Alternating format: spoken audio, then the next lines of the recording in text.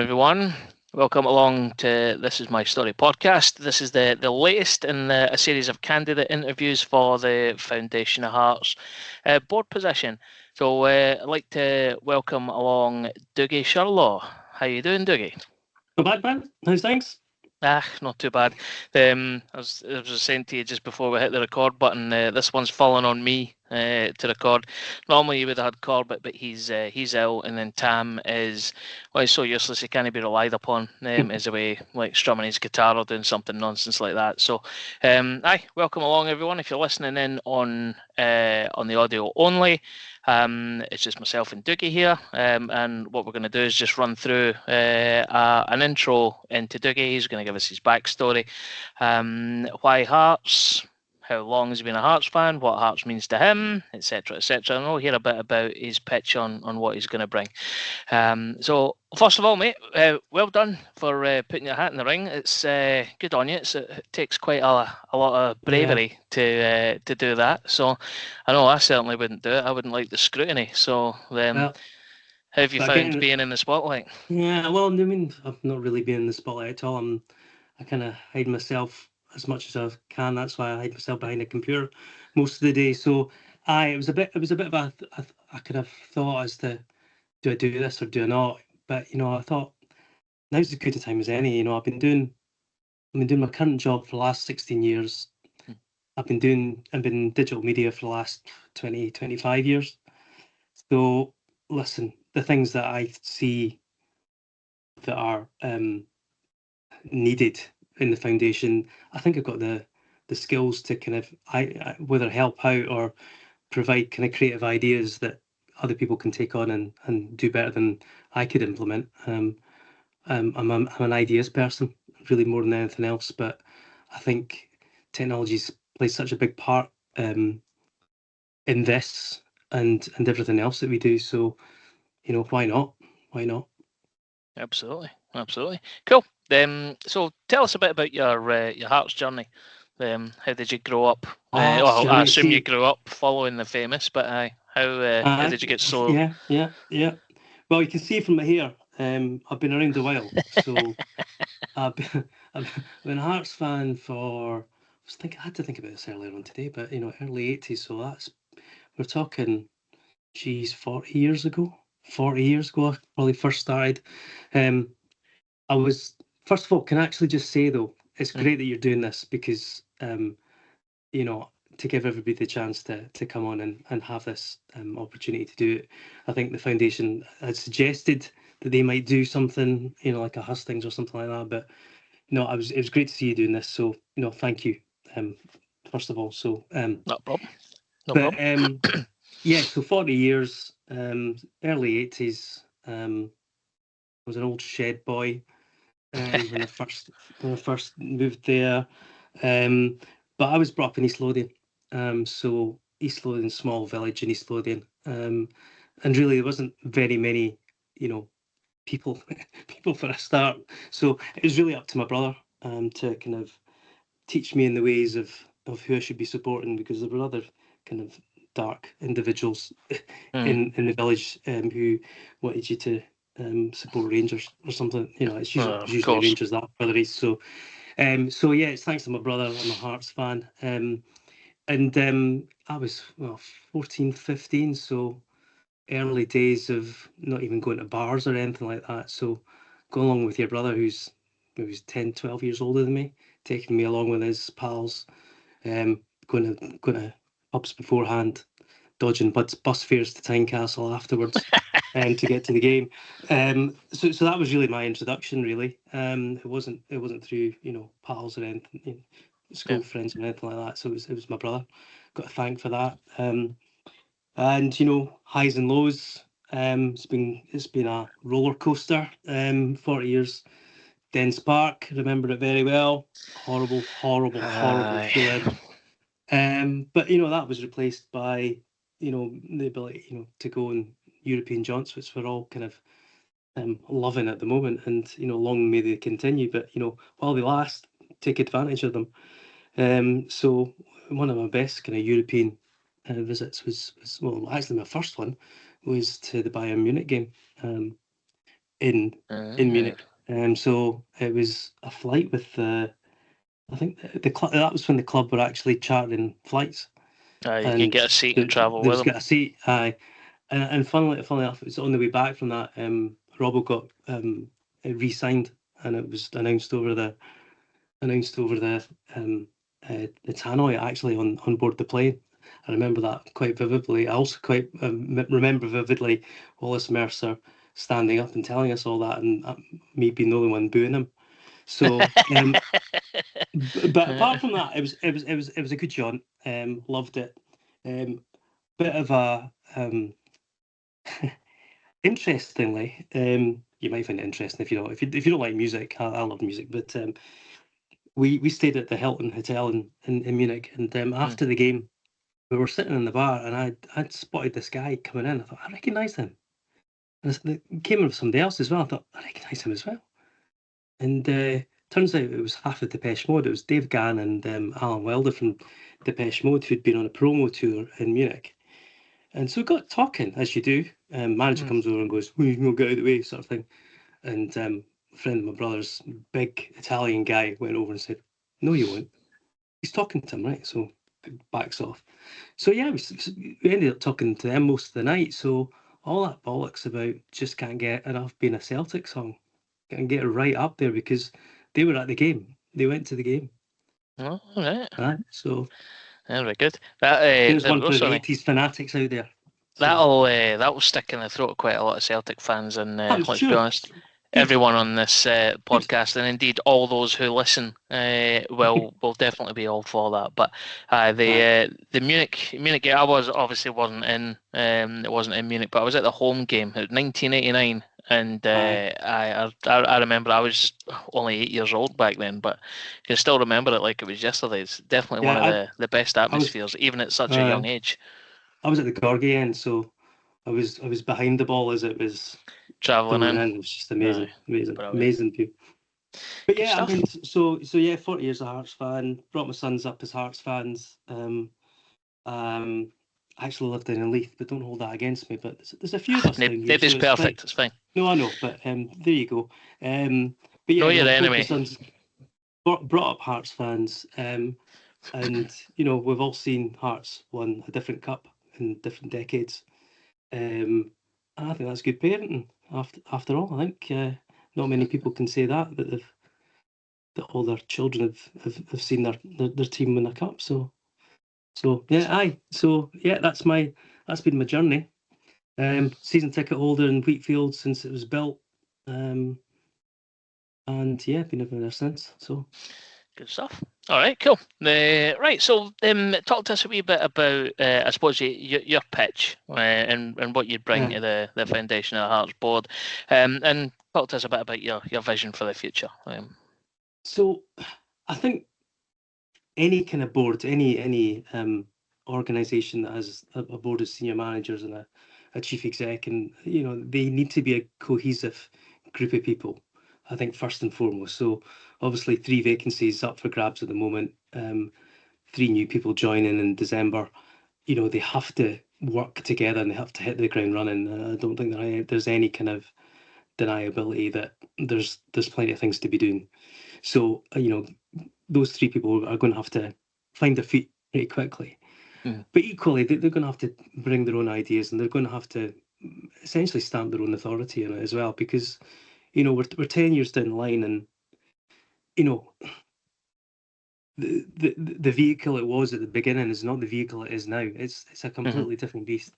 That was a reactive organisation back in 2010. Get people to pledge, and that was all very well. That was the message, and it's a very simple message to do, and it's an easy thing to get across to folk. But that organisation now has to be proactive. It needs to be agile. It needs to be more effective in the current marketplaces. There's so many things appealing for money every single day of the week. Whether that be from inflation rising, or whether that be the price of petrol. There's plenty of other things that out there that necessities that people have to prioritise. Like your Netflix subscription and all that sort of jazz. Aye. So all these subscriptions that you have. But that's a good point, actually. I mean, subscriptions, you get something out of it, and you get whatever, you get unlimited films, you get unlimited games or whatever. So we need to be very mindful of the competition for our money, but equally, what do those services offer, and what are we trying to offer? And if we're offering nothing that is out there that people want to buy, then why what's the point? What's the point? So we kind of need new stories. We need a new breed of pledger. And to be fair, the current board are kind of looking at that. So the whole different voices stuff that's been done. I think Louise has been doing something specific to do with the next generation pledge. So come on to that a bit later. But those are the people we need to reach. And so my kind of three main areas are communication, which unsurprisingly I think everybody's chosen, but I think there's a different kind of aspects to communication for all of us to have a little bit of a different look on things. The technology aspect, which is my background, getting the most out of the new Shopify platform that is the basis of the foundation site.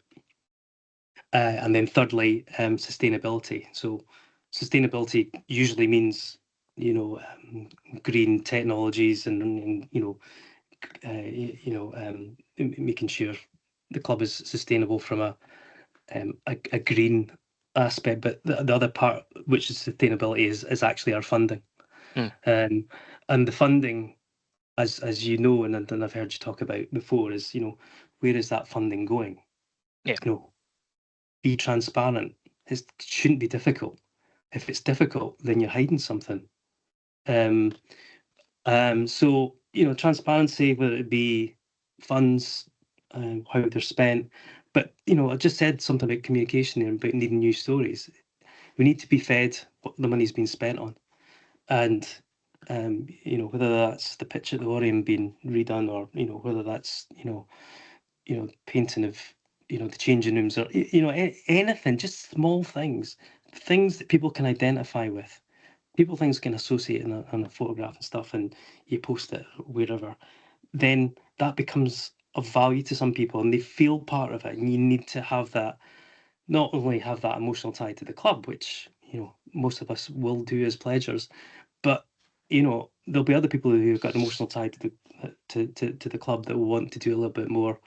And that could be being a volunteer as well. So, but I think the whole rewards part of it is something that we need to look at. It's definitely something that I'll talk about probably later on, but it's definitely something that we need to kind of get right, because it's not just one set of folk. Yeah. Okay. Good stuff. Okay, so they've thinking about, you've given us your Hearts backstory, so I suppose just for the benefit of everybody out there, talk to us a bit about, I suppose your what's the word? Your working background. And, professional background. Yes, that's the one. That's the word I was searching for. Aye. Yeah, so I became interested in the internet, as people used to call it, back in the late 90s. So just before the year 2000 bug. Kids go and have Google that. That was a great time of life to be in. Great laugh. That was a good laugh. But yes, so 1998, I think it was, I set off, and I was just because I was interested in it, and I kind of then was using it. I used CompuServe at the time. Nobody will know what CompuServe is. Oh, I can remember that. You had CompuServe and FreeServe as well. Yeah, a CD, little dial-up internet. 103-72860 @CompuServe.com, I think, was my email address. I don't know why I remember that, but actually I remember communicating with John Cahoon over CompuServe, because he was the first footballer who seemed to take on to it as well. So we got quite friendly, quite pally actually, through that. But yes, so that was I kind of started working in the digital environment, and that was an organisation who just started making websites, CD-ROMs, standalone CD-ROMs that we used, presentations, digital presentations. So that then kind of moved me through to working for an internet company who kind of did internet software, so back-end systems, so a ticketing system for Edinburgh Film House, the Fringe. We did the Fringe website when it worked. We did a lot of kind of pretty cutting edge stuff, ticketing systems, which, Ticketmaster making millions out of at the moment. So so I was quite fortunate to work for a company, again down here in actually at the shore, and stayed there for about 10 years. Then moved to another company doing roughly the same thing, but added kind of advertising into it as well. So did some work with RBS, and some other kind of financial service industries in Edinburgh. And then finally, once that kind of came to fruition, I was then kind of poached from that position to go and work on two particular websites for local government. One was public notices and one was a recruitment website. And that was about 18 years ago. So 18 years ago. So built a recruitment website for local government jobs, which is still running today, and I run it. And as part of my job, I not only do I run and work with a kind of good kind of team of folk, but I also work behind the scenes kind of at COSLA, which is the Convention of Scottish Local Authorities, which is the AA market, and doing their IT, digital, helping out with their events sort of stuff. So basically, I'm a techie, but I'm not that techie. I'm more a kind of technically minded person who can fiddle about with things and make them work. Good stuff. And tell people when it breaks and tell them how to fix it, or potentially fix it. Well, that So, dovetails nicely into the next question, which is around, I suppose, some of the areas that you think maybe don't work well in the current foundation, and what exactly are those aspects, and what would you do to tackle them? So, talked about communication, and as I said, everybody else has been, but whether it needs a reset or it definitely needs a review. I've got several examples of that, even just in the last week. The classic example was the last couple of days when a tweet went out asking people where would they like to receive their messaging. And one of the options was TikTok, spelled incorrectly. Now, I'm a 55-year-old man. I know how to spell it properly. But these things, no, but honestly, these things matter, It's the finesse. People just go, really? Do you know what you're talking about? And then, things were, LinkedIn, for example, had been left off. And I know that's, it's a professional network and it's not necessarily a social network that everybody will go, oh, hi, why are you not on LinkedIn? But people with money, people with, exactly. jobs, access to a network of other people who may want to invest, that's where they are. So what is happening at the moment, it seems to be this kind of like scattergun. Well, we need to do something, right? Okay, which are the best social media platforms to use? Well, you can't choose one, you can't choose two, you can't choose three. You've got to look at all of them and see which one of those talks to the people you need to be speaking to, right? And what are the messages? The messages are going to be different across, whatever platform that you're using. And that's really where it comes down to the audiences and, having personas. We'll probably have a really good idea of what the demographic of pledgers are at the moment. We'll probably have a good demographic of who we expect to be pledging. So it's these things you need to apply first to be able to then decide what your communication strategy should be. So, I touched on people who live abroad. How do you connect with those people abroad? And, communication comes in three forms. You've got direct communication, you've got ambient communication, you've got engagement. So the last one is where you social media is about engagement. You have to respond. When people And to be fair, there are replies. You don't just use it as a broadcast medium, Twitter or Facebook. You have to engage, and you have to build up a community effectively.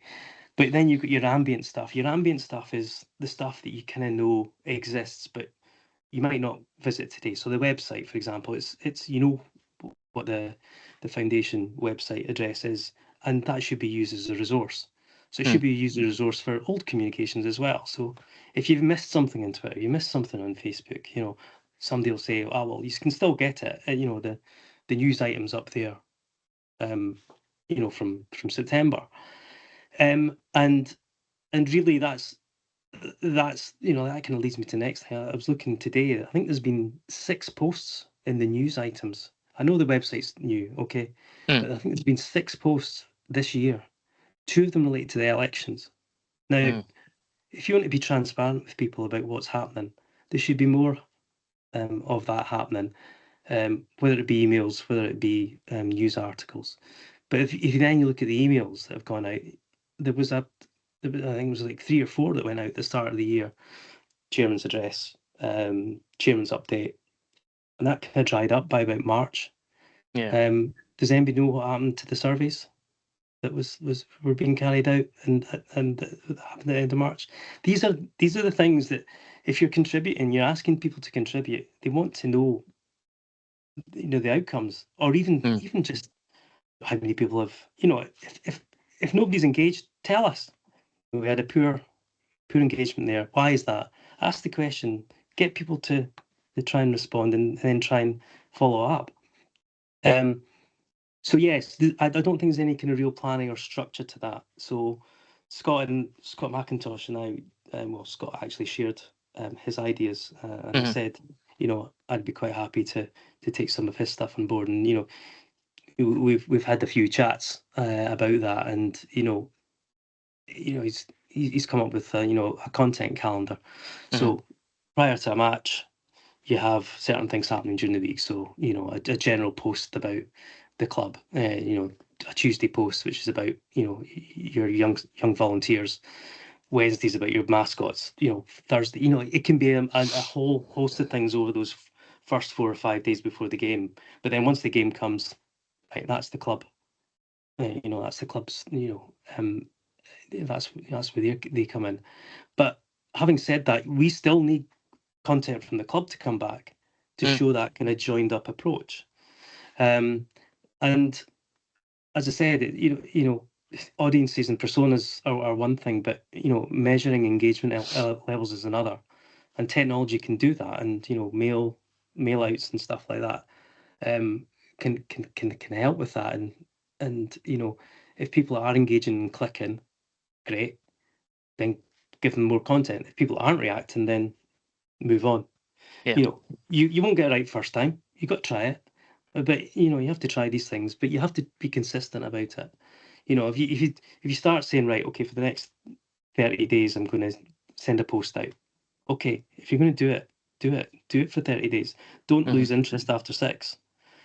And just use the experience to kind of build on what reactions you get. If you get any reactions, if you don't get any reactions at the end of the 30 days, maybe it's not the right content, maybe it's not the right thing to do.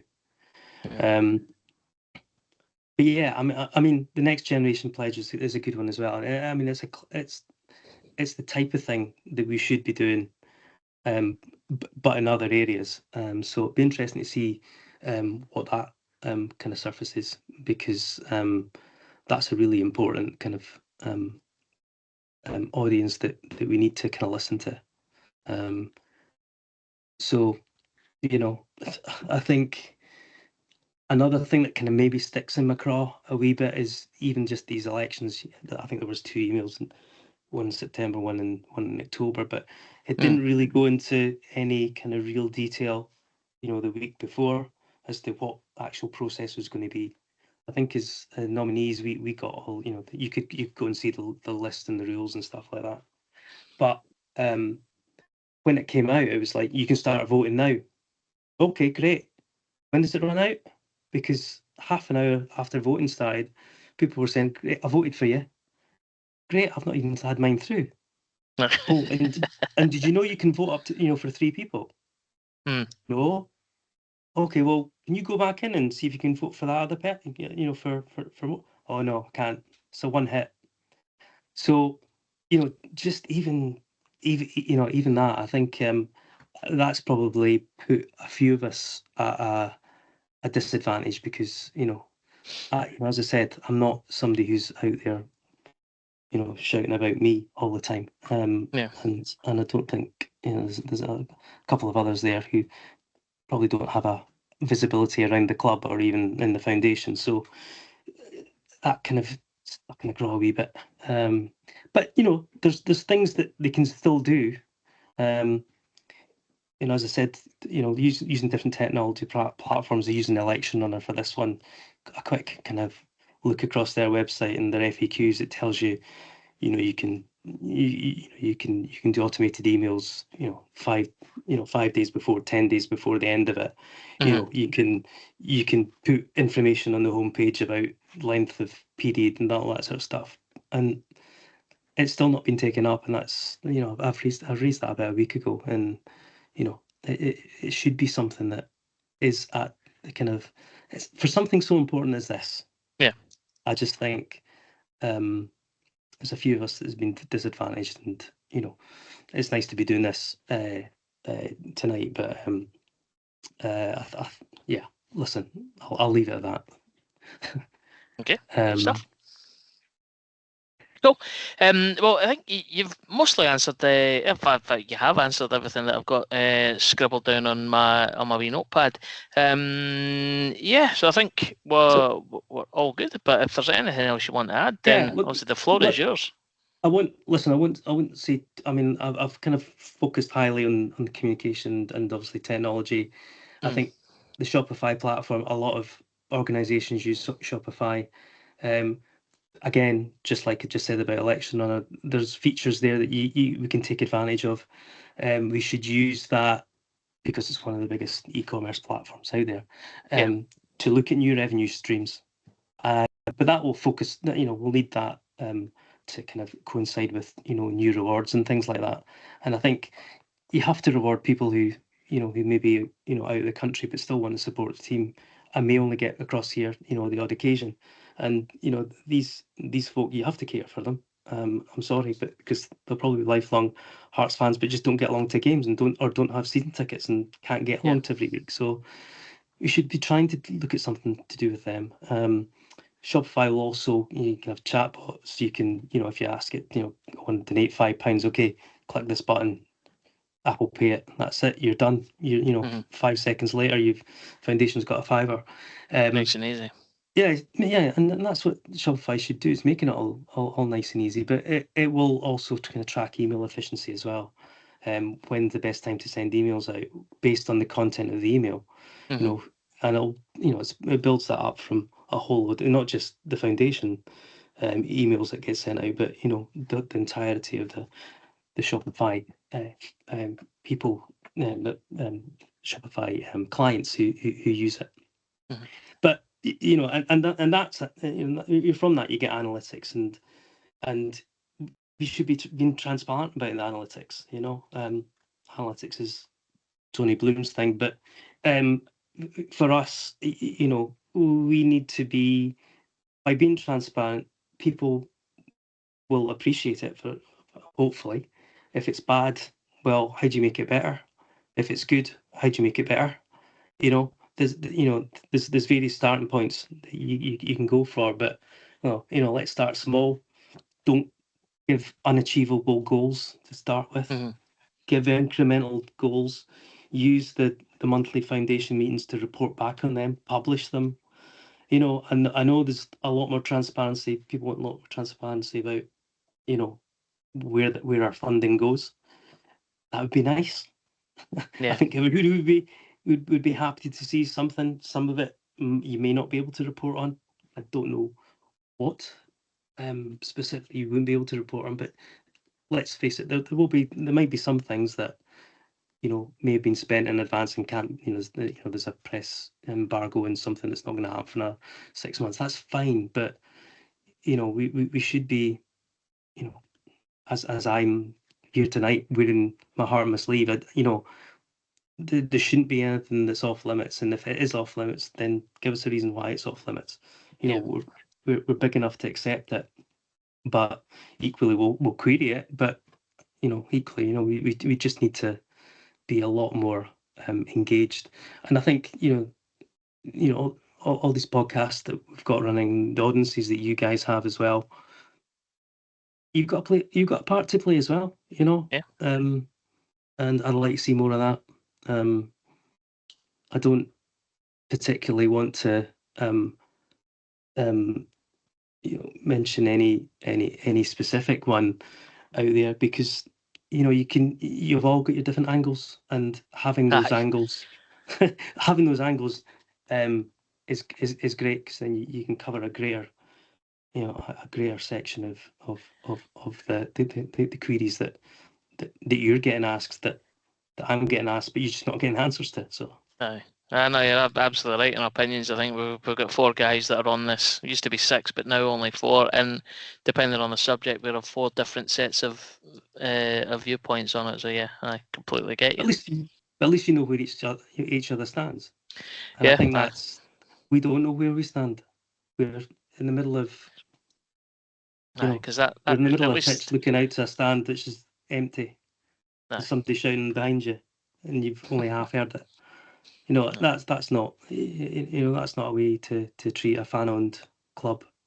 Definitely. I completely agree with you. I think it's like transparency will ultimately breed confidence. And so yeah, I think it's only right.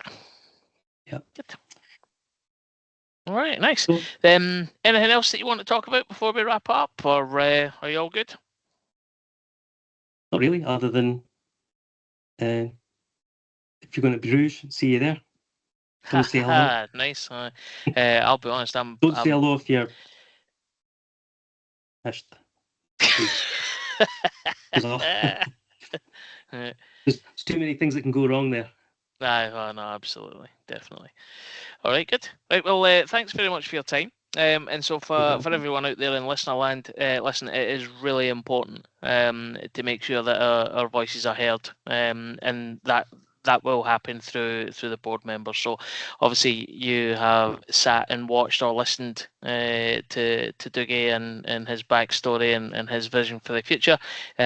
Also equally important that you go back and listen to the other episodes from all the other Foundation of Hearts candidates.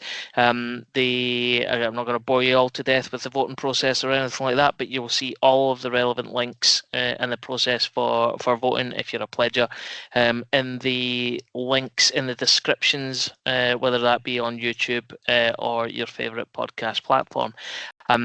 We are obviously in the midst of the international break, but we will be back online with a regular episode or reaction to any big news that breaks before Hearts play again. So thank you very much for listening, and once again from everyone on the podcast, thanks Dougie. It's obviously really, really important that you get on here and say your piece, but it's been an absolute pleasure having you, and I wish you all the very best. Thanks a lot, mate. Thank you. Thanks, everyone. No problem. Cheers. Okay. Take care, everyone. Yep. Go get rules.